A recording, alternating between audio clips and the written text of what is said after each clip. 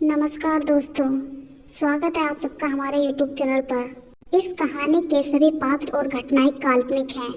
यह सिर्फ आपके मनोरंजन के लिए बनाई गई है।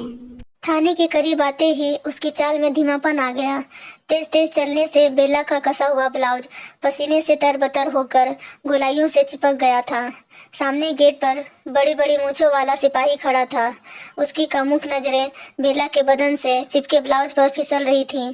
उसने सुलगती बीड़ी का गहरा कश भरा और धीरे धीरे चलता हुआ डरी समय बेला के करीब आ गया। यह देखकर वह घबरा गई। उसकी काली चमकती आंखों में दहशत भर उठी थी। उसने कई जवान औरतों से सुन रखा था कि पुलिस वाले बहुत बदमाश होते हैं, फिर भी डरते हुए वह थाने तक आ गई थी।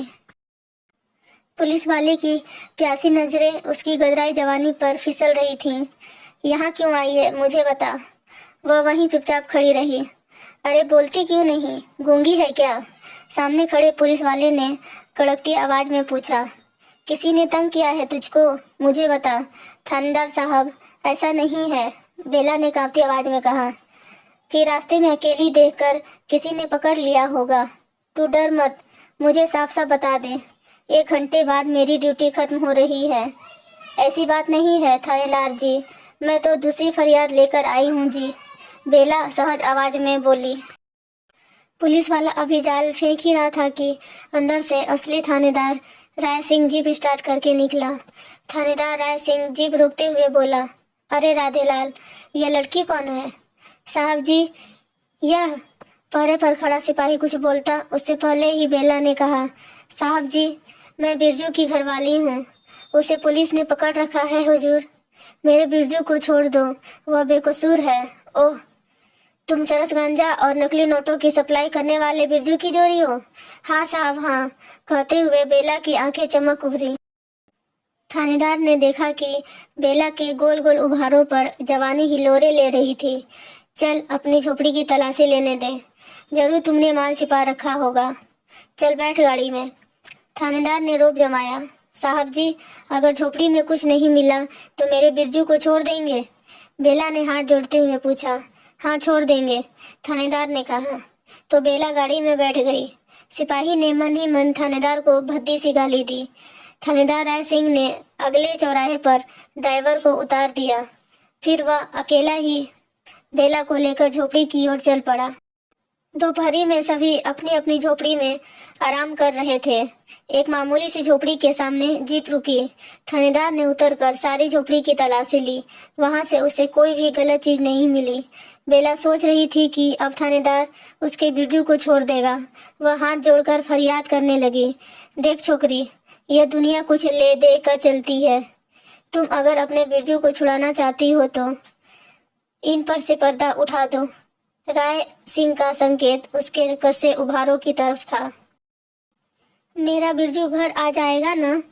बेला गिड़गिड़ा उठी। हाँ हाँ जरूर आ जाएगा, कहते हुए राय सिंह आगे बढ़ा। थोड़ी देर बाद थानेदार अपने कपड़े दुरुस्त करता हुआ झोपड़ी से बाहर आया, जीप स्टार्ट की और चला गया। बेला बेचारी लुट गई थी, मगर करती भी क्या, उसकी अपनी मजबूरी थी। उसकी बूढ़ी माँ बीमार थी, घर में कोई इलाज करने वाला नहीं था। उसका बड़ा भाई जहरीली शराब पीने से मर गया था। छोटा भाई नशीली चीजें बेचने के जुर्म में जेल में था। घर में कमाई करने वाला कोई नहीं था। बिरजू ने उसे बीवी बनाने के एवज में माँ के इलाज की जिम्मेदारी ली थी। बेला ने जिंदगी से समझौता कर लिया था। उसने कभी यह जानने की कोशिश ही नहीं की थी कि असल में उसका पति क्या काम करता है। अब उसने सोच लिया था कि बिरजू एक बार घर लौट आए तो उससे गलत काम करने से रोकेगी। आज जो कुछ हुआ उसे एक बुरा सपना समझकर भूलना चाहती थी। बेला भूखी प्यासी पति को छुड़ाने के लिए मारी मारी फिर रही थी। उसने हाथ जोड़े, पैर पकड़े, फिर भी थानेदार ने उसे मजबूर कर दिया था। बेला अगली सुबह तड़के ही थाने के गेट पर पहुंच गई। उस समय पहरे पर दूसरा सिपाही खड़ा था। बेला ने महसूस किया कि उसकी भी कामुक निगाहें उसके उभारों पर फिसल रही हैं, लेकिन वह बेपरवाह होकर आगे बढ़ी। उसने तो बड़े थानेदार से बात कर रखी थी, कल उसकी झोपड़ी में कैसे मिमिया रहा था। अरे अरे, कौन है तू? अंदर कहाँ भागी जा रही है? सिपाही चिल्लाते हुए आगे लपका। तब तक बेला भागकर थानेदार के दफ्तर तक पहुंच गई थी। दफ्तर के बाहर शोर सुनकर थानेदार बाहर आ गया। वह बेला को पहचान तो गया था, फिर भी अनजान बनते हुए दहाड़ा, अरे भीम सिंह, यह औरत कौन है? इसे बाहर निकालो। बेला ने थानेदार की दहाड़ की तरफ ध्यान नहीं दिया। वह गिड़गिड़ाते हुए फरियाद करने लगी, साहब जी, मेरे बिरजू को छोड़ दो। 2 दिन से घर में चूल्हा नहीं जला, माँ बीमार है, हमारा दूसरा कोई सहारा नहीं है, मुझ पर दया करो साहब जी। कल आपने कहा भी था। बेला थानेदार के पैरों में झुक गई। अरे भाई, यहाँ शोर न करो, यह थाना है, मैं कोशिश करके देखता हूँ, मेरे ऊपर भी अफसर हैं। थानेदार राय सिंह कहते हुए दफ्तर में घुसा। तभी फोन की घंटी घनघना उठी।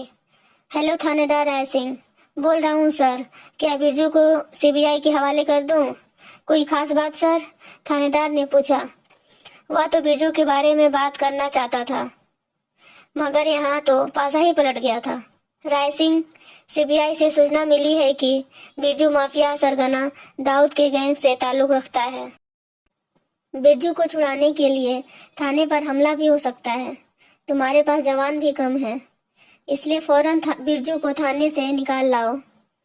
दूसरी तरफ से सख्त आदेश है।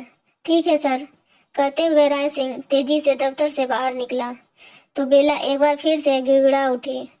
शायद उसे पूरी उम्मीद थी कि उसका बिरजू छूट जाएगा। फोन पर बातचीत के दौरान उसने बार बार बिरजू के नाम का जिक्र सुना था, साथ ही कल उसने साहब को खुश भी किया था। अरे भीम सिंह, इसे धक्के मारकर गेट से बाहर निकाल दे, हम इसके बाप के नौकर थोड़ी ही हैं। पहले तो अंडरवर्ल्ड के लिए काम करते हैं, फिर हाथ पैर जोड़ते हैं। राय सिंह ने सामने खड़े सिपाही से कहा, राधेलाल, जीप स्टार्ट करो, बिरजू को सेंट्रल जेल ले जाना है। यह तो हमें भी मरवाएगा।